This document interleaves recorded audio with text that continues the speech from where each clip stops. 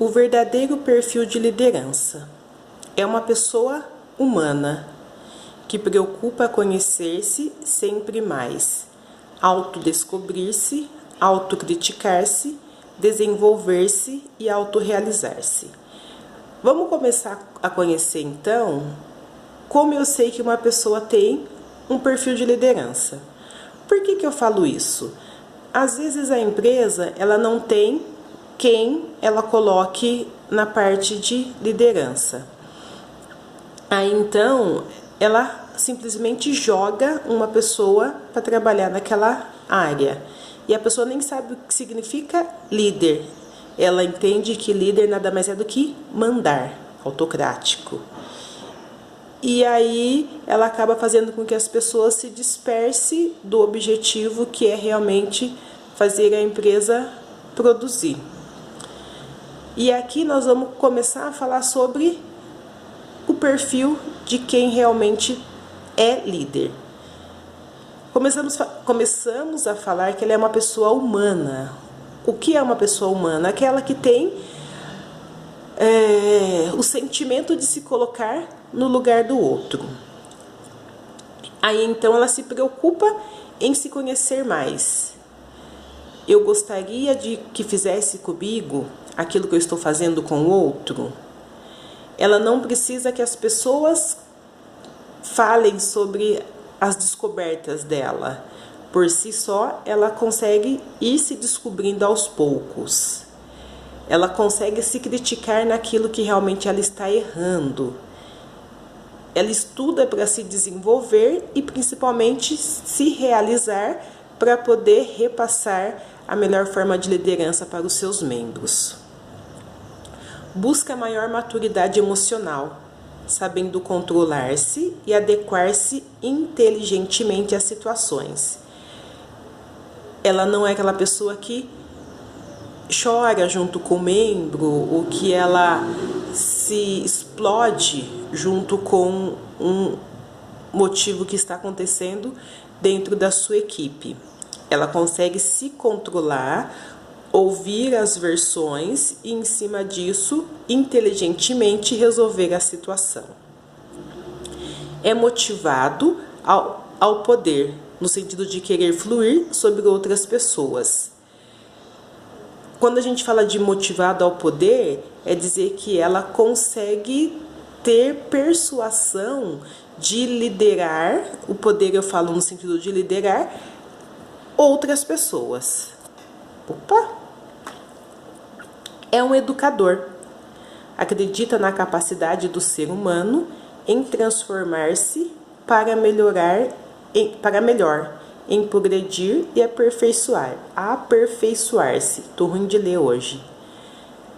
Além dele ser humano, ele acredita que as pessoas podem mudar, que as pessoas podem se transformar e, de repente, até um dia, se ele sair da área de liderança, aperfeiçoar essas pessoas para poder estar no lugar dele.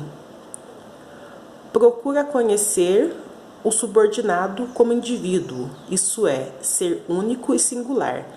Ele vai conversar com cada um dos seus subordinados para saber um pouquinho sobre a vida de cada um. Eu não posso fazer da minha equipe um todo, de forma alguma. Cada uma tem uma forma de pensar, cada um tem uma forma de agir, cada um tem uma forma de conversar.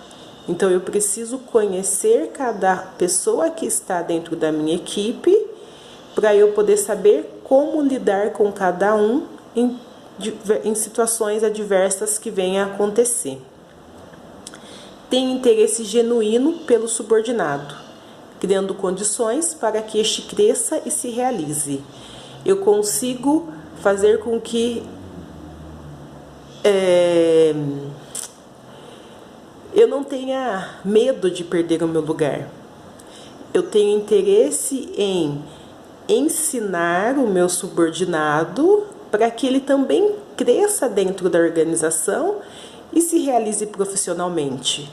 Por que tem que ser só eu? Por que eu não posso repassar informações para que também os outros têm a oportunidade. É um treinador. Partilha sua experiência e competência com o subordinado, desejando que cresça. Ele consegue ter a sensatez de partilhar a experiência dele, tanto teórica como prática, com os seus subordinados, fazendo com que, através da experiência dele, seja aí um ponto para que os demais também cresçam. Delega responsabilidade e poder. Ele não pega tudo para ele. Ele consegue delegar responsabilidade para os seus subordinados, como por exemplo, hoje você vai abrir a empresa, é uma responsabilidade muito grande. Hoje você vai fechar o relatório mensal.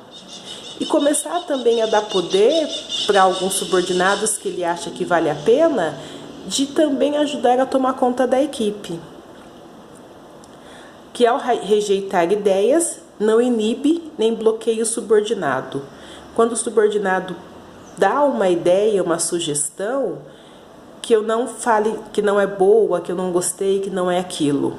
Que eu, de repente, utilize aquilo como forma de aprendizado.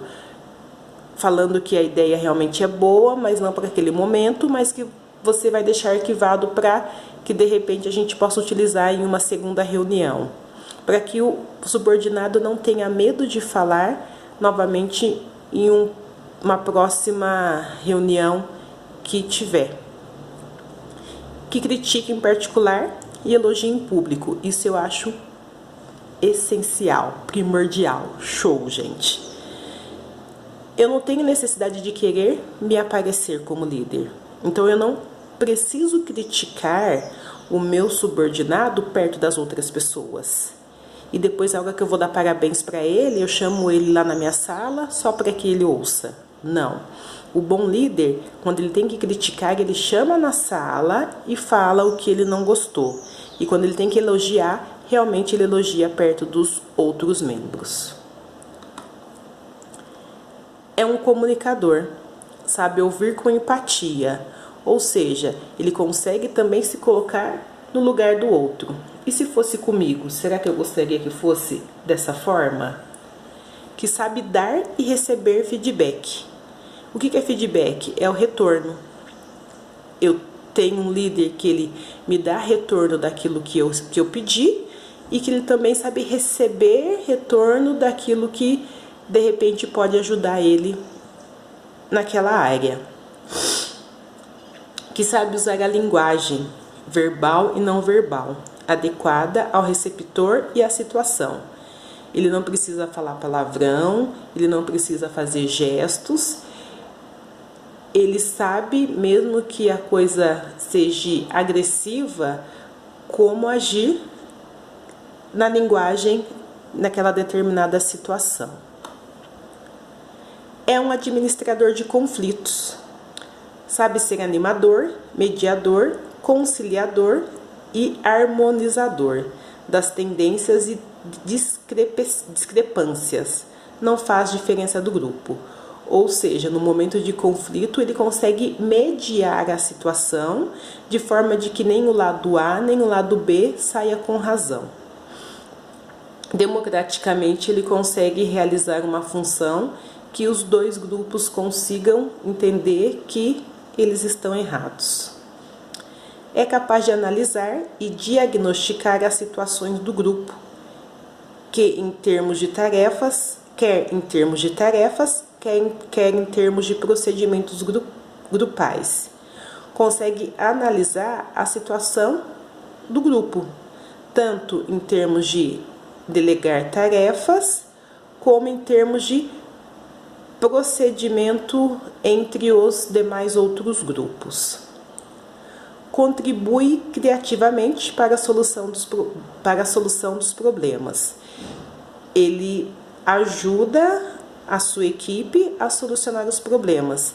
Ele não deixa a equipe resolver sozinha. Realmente ele se junta à equipe para que juntos eles possam dar aí um andamento naquilo que de repente não consegue fazer sozinho. Por isso que é chamado de equipe.